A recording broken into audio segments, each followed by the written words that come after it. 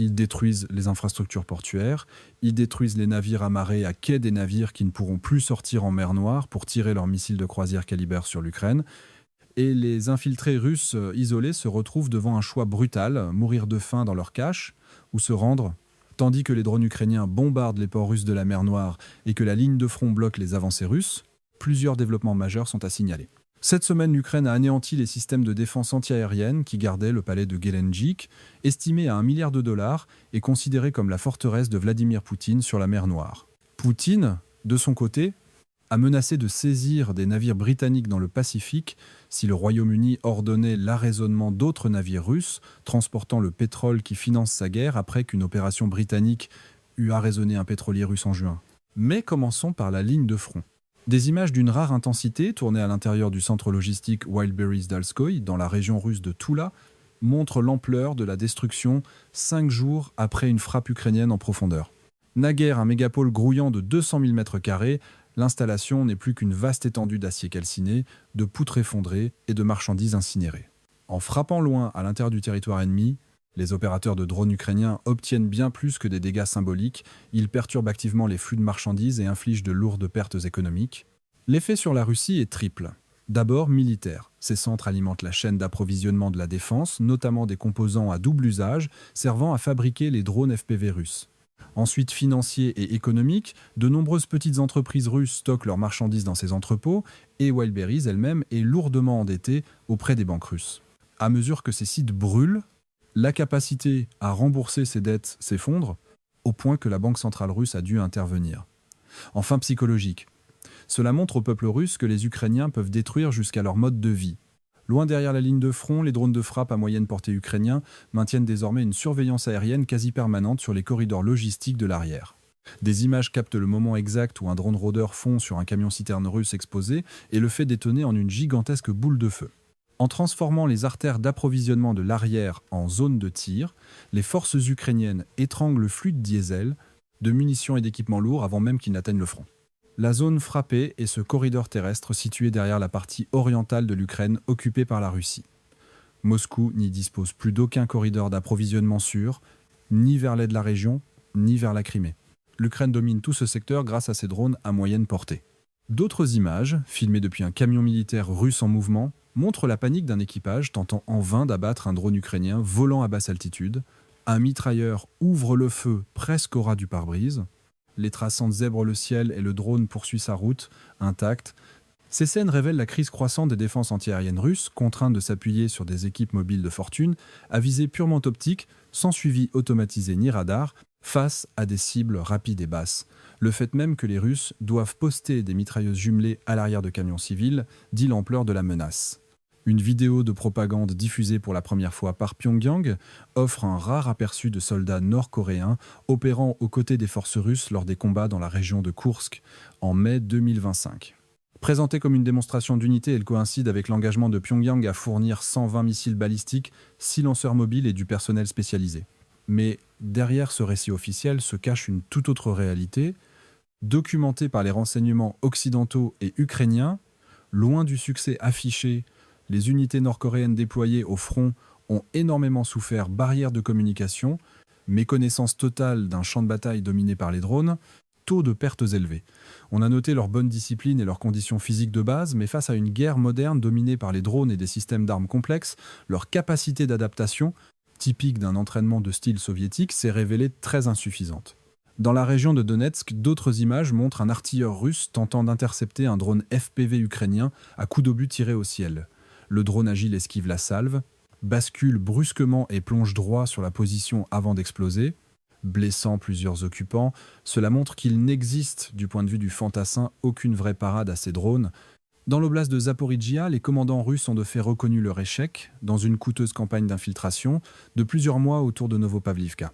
Après avoir envoyé pendant des mois de petits groupes d'infanterie s'infiltrer par les interstices des lignes ukrainiennes, les forces russes ont renoncé à transformer ces percées en offensives de plus grande ampleur et ont replié leurs unités principales derrière la ligne de la rivière. Même les sources pro-russes, qui exagéraient naguère de minces infiltrations en gains territoriaux majeurs, admettent aujourd'hui l'effondrement total de l'effort sous le poids des pertes. La surveillance aérienne ukrainienne a systématiquement repéré les escouades russes tentant de progresser dans les lignes d'arbres. Les opérateurs FPV les ont traqués sans relâche, précipitant des drones explosifs dans les abris dissimulés. Plus en arrière, ils ont localisé et détruit plusieurs lance-roquettes multiples BM Vingt et un Grad qui fournissaient l'appui-feu. À mesure que les unités russes principales se repliaient derrière la rivière, les petits groupes infiltrés en profondeur se sont retrouvés totalement isolés, cachés dans des caves et des bâtiments abandonnés, attendant des renforts qui ne viendraient jamais. L'opération annulée, leurs propres chefs ont cessé tout ravitaillement, même les livraisons de nourriture par drone. Abandonnés, ces infiltrés n'avaient plus le choix qu'entre mourir de faim, périr dans leur cache, ou se rendre. Cet effondrement crée un vrai dilemme pour le commandement russe sur tout le front sud.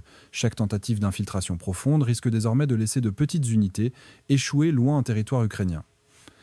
Les secourir exigerait d'envoyer des troupes fraîches par des itinéraires sous étroite surveillance de drones. Et c'est un schéma que l'on retrouve sur tout le front.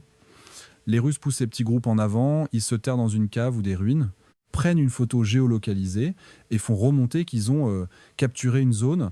C'est la première fois qu'on les voit admettre en avoir été chassés.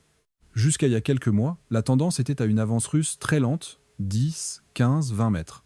Cette tendance s'est arrêtée. Sur une grande partie du front, les Ukrainiens bloquent désormais toute avancée. Et dans certains secteurs, surtout à Zaporizhzhia, la tendance s'inverse. Ce sont les Ukrainiens qui gagnent 10, 20, 50, 100 mètres. Tournons-nous maintenant vers la mer Noire, que les drones ukrainiens ont transformée en un espace redoutable.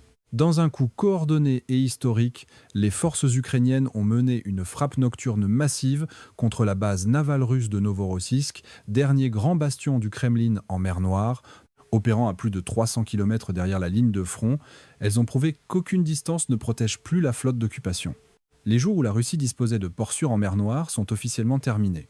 Cette frappe multi-axe a combiné des drones-fusées à réaction Palianitsia, des missiles de croisière à longue portée Neptune et des systèmes de surface sans équipage en une seule salve synchronisée. Des impacts confirmés ont été enregistrés sur des positions de défense antiaérienne, des quais et des infrastructures portuaires critiques. Cette opération s'inscrit dans une campagne de frappe en profondeur visant la logistique qui alimente Novorossiysk.